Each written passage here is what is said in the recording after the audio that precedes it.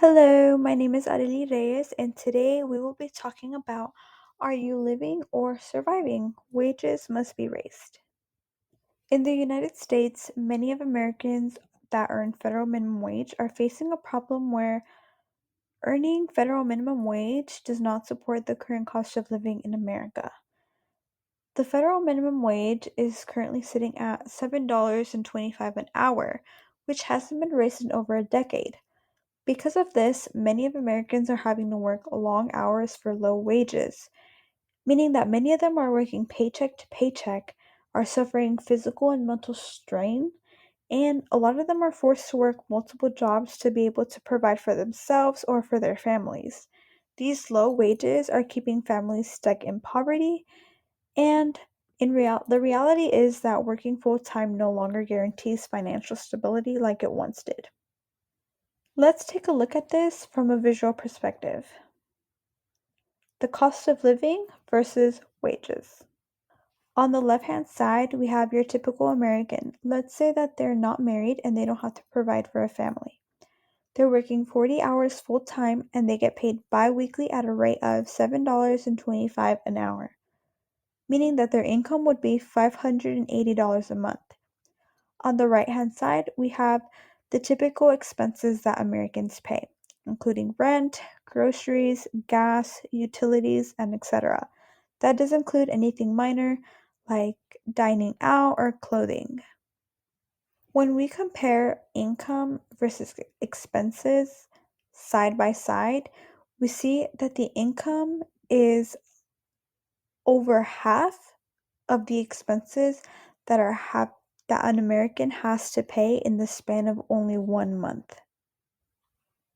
This living situation is not ideal for anyone. Now we ask ourselves, well, what can we do to fix this? What is the solution?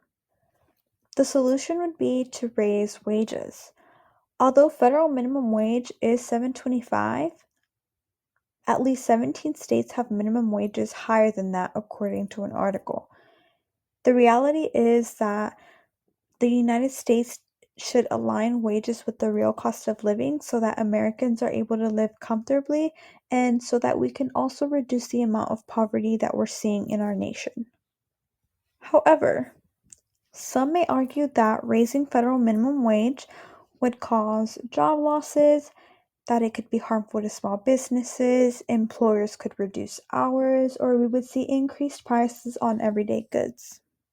Therefore, let's talk about why the benefits outweigh the concerns.